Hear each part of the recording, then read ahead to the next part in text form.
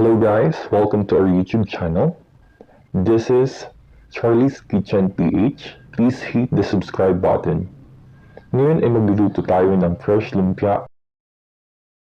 Okay guys, simulan na natin. So ngayon, gagamit tayo ng bawang, sibuyas, karne ng baboy, pwede ding chicken or beef, patis, mantika, at condiments gaya ng asin, paminta, umami seasoning, pork cubes, at para sa ating gulay gagamit tayo ng beans, carrots, kamote, sayote, at repolyo.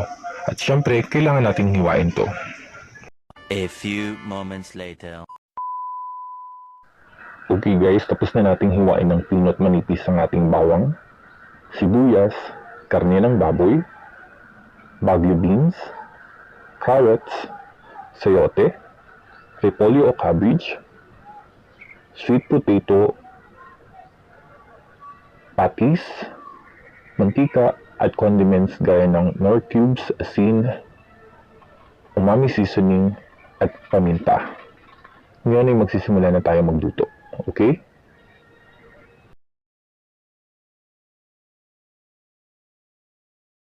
Okay, so ngayon ay isalang na natin ang kawali at hintayin lamang natin na uminit ito. A little longer than a few minutes later. Okay, ngayon ilagyan na natin ang ating mantika. Hintayin lang natin na uminit ang mantika at saka natin ilalagay mamaya ang baboy. A little longer than a few minutes later. Ngayon mainit na ang ating mantika. Igisa na natin ang ating karne ng baboy. So, iniuna natin ang paggigisa ng karne ng baboy sapagkat magmamantika pa ito. Sa paggigisa ng karne ng baboy, kailangan lang natin itong halu-haluin nang sa gayon ay hindi ito dumikit sa kawali. So, yan. Hindi natin ito kailangan tostahin masyado kagaya ng piniprito natin ang karne ng baboy. Pag napansin natin na luto na ito, pwede na natin itong iset aside at ituloy ang paggigisa ng sibuyas at bawang.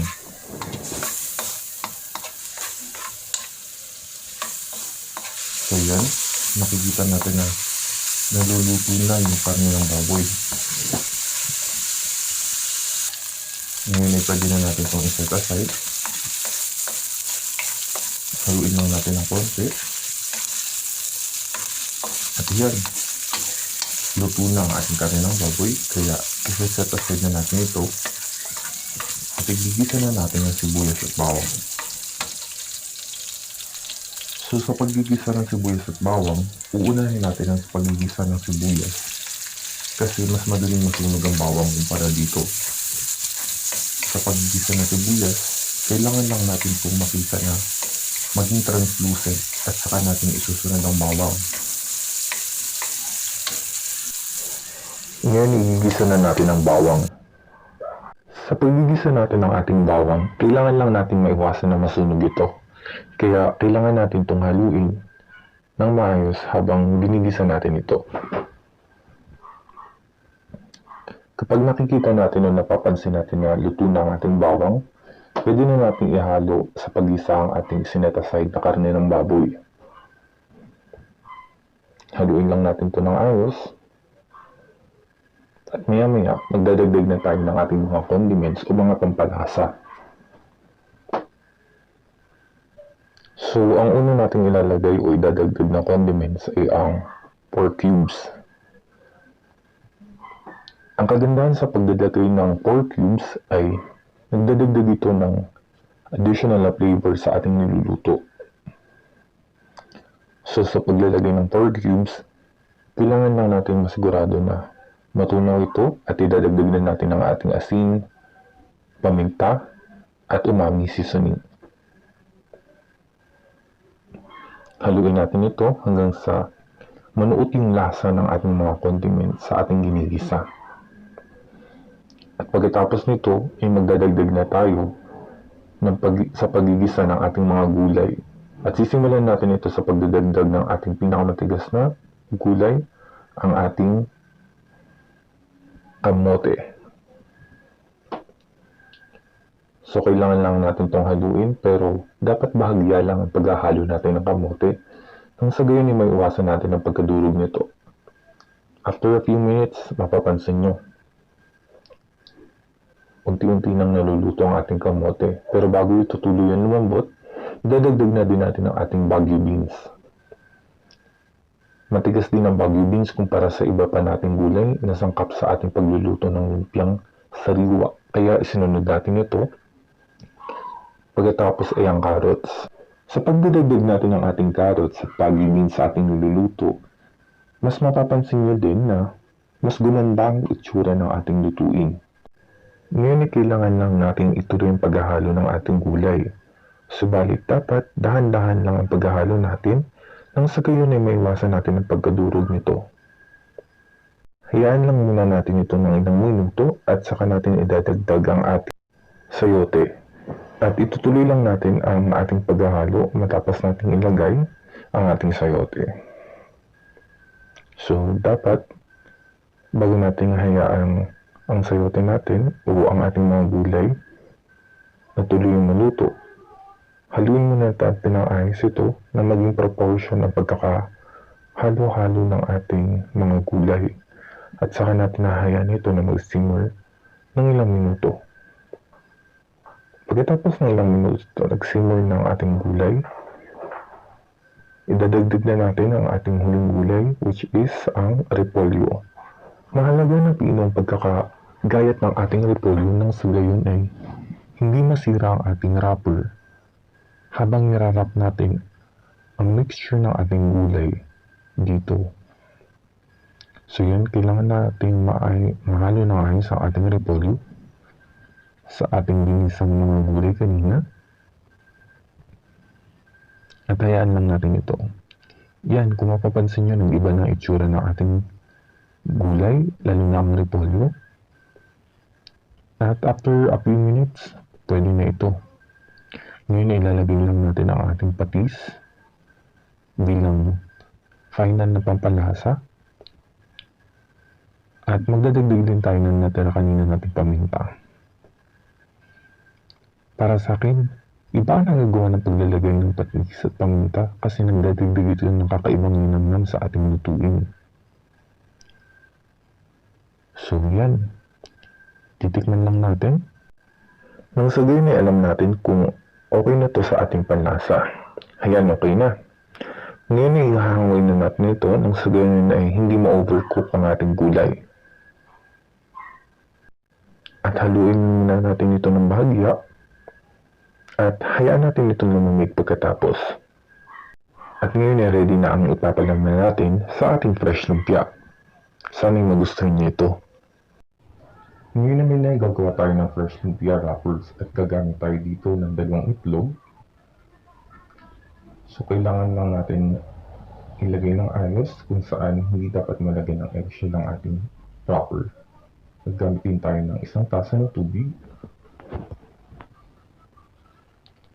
At gagamit din tayo ng mantika kung saan 2 tablespoon ang ilalagay natin.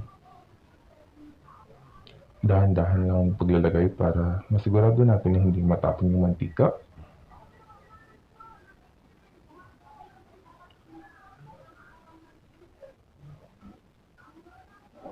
At gagamit din tayo ng all-purpose flour. So, bago natin ihalo ang all-purpose flour, mahalaga na haluin muna natin ang ating liquid mixture gamit ang whisk nang sa ganun ay maiwasan natin ang pagbubuo-buo nito. So yan, kung mapapansin nyo, gumaganda na yung mixture natin. So ngayon, iadadagdag na natin ang ating harina. Sa pagdadagdag ng harina, mahalaga na unti-unti lamang ang paglalagay natin dito nang sa gayon ay hindi mabuo-buo ang harina. Yan. Habang hinahalo natin, nagdadagdag tayo ng harina.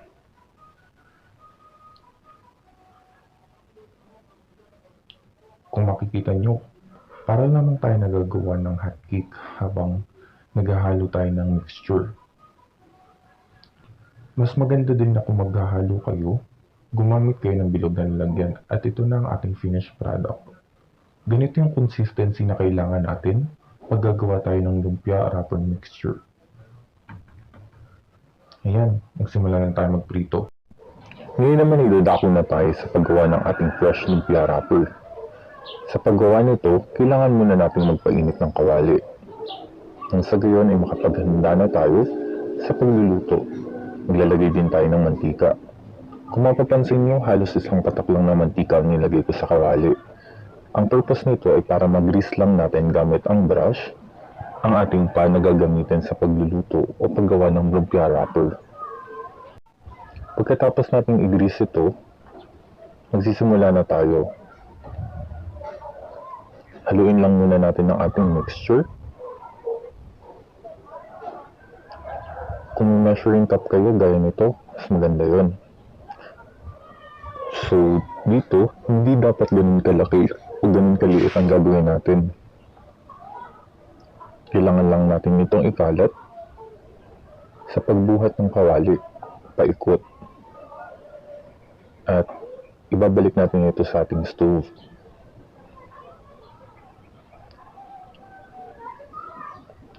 Mas maganda hanggat maaari na ang gamitin nyo ay non-stick pan nang sa gayon ay maiwasan natin ang pagdikit o pagkasira ng ating lumpia wrapper. Hahayaan lang natin ito. Malalaman nyo kapag luto na ito, kapag mukhang tuyo na yung ibabaw. Ngayon, magpapatuloy lang tayo ng pagluluto. Mamaya ipapakita ko rin kung ano pa yung isang indication na luto na ang ating lumpia wrapper. Gagamitin lang natin yung same procedure kung saan iikot natin ang kawali.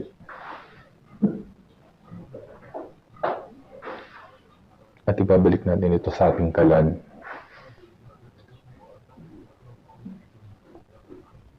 Kung mapapansin nyo, unti-unting natutuyo yung ibabaw ng ating wrapper.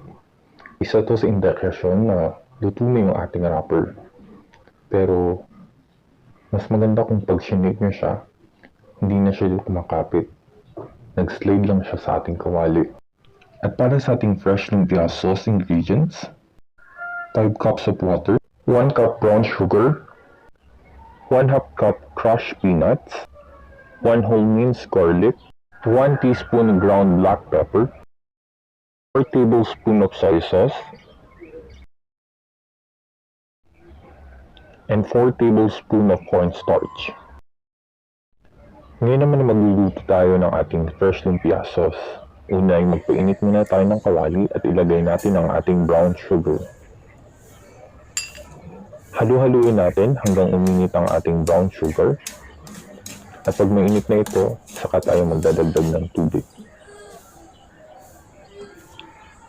Sa ngayon, kailangan lang natin maglagay ng at least 1/2 cup of water.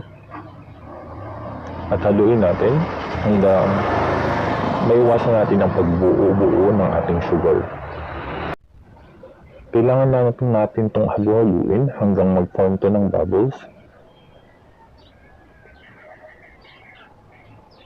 Yan, haluin natin. Pwede din natin hinaan ang ating apoy. At pagpansin natin na kumukulo na yung ating asukal, sunod naman natin ilalagay ang ating 4 tablespoons of soy sauce. Ihahalo lang natin ito. At imimix natin ang ating arnibag o pinakuloang asukal. Nagdadagdag ito ng ganda ng kulay ng ating sauce, kaya mahalaga na maglagay tayo ng soy sauce at meron din itong dagdag na lasa. Matapos natin itong haluin, ngayon ay magdadagdag naman tayo ng isang buong bawang na dinurog natin ng pino. Mahalaga na pino ang pagkakadurog ng ating bawang nang sa gayon ipag ipinaw natin ang ating sauce sa ating fresh lumpia ay hindi natin makakagat ang ating bawang.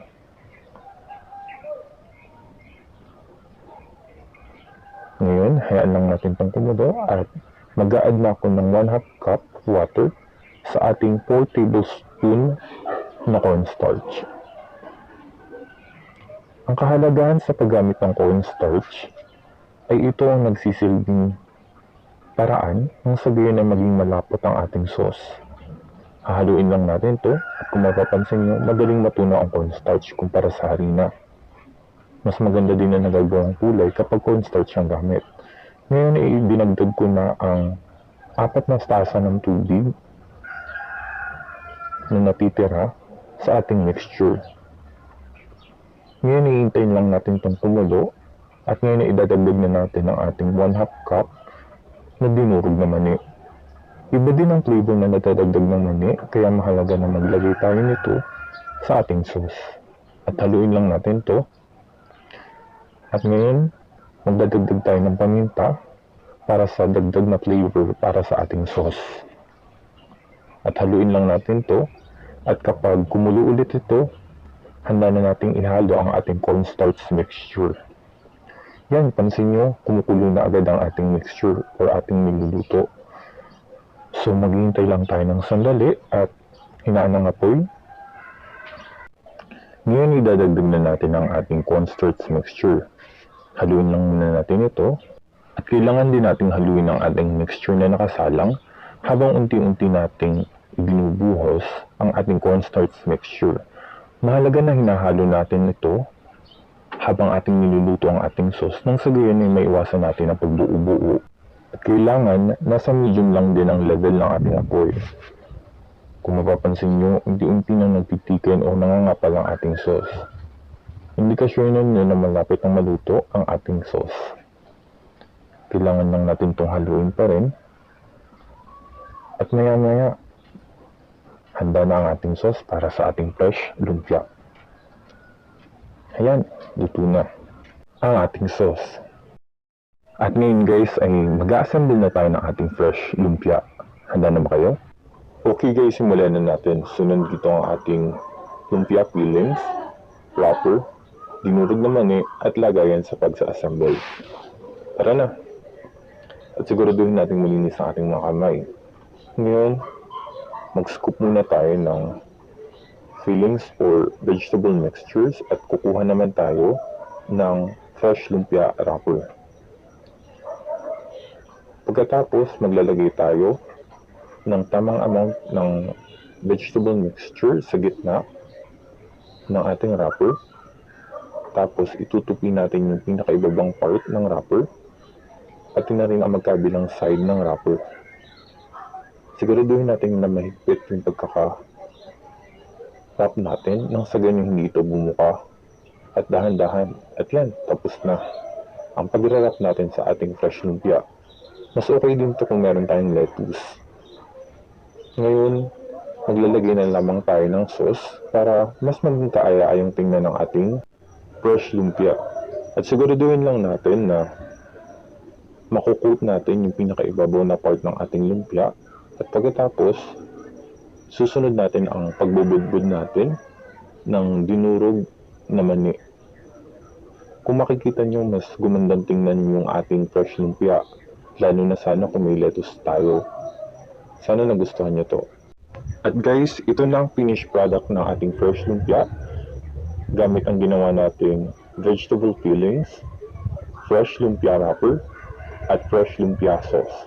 Sana ay na-enjoy nyo ang panunood ng aking ginawang video. At sana masubukan nyo ding malutuin ang ating ginawang recipe for today. At guys, open na pala ako for your suggestions kung ano yung pwede nating i-feature or i-try sa vlog natin. Just comment down below. At huwag nyo na rin kalimutan na i-hit yung subscribe button, pati na rin yung share button para sa ganun ay share din natin sa iba at matry nila ang ating recipe. Umaasa din ako na sa tulong mo, makakapag-feature pa ang Charlie's Kitchen PH ng iba't ibang food recipes all over the Philippines, lalo na ng iba't ibang provinces na pwede niyong i-share sa amin. Muli, salamat sa inyong panonood. Take care always and God bless.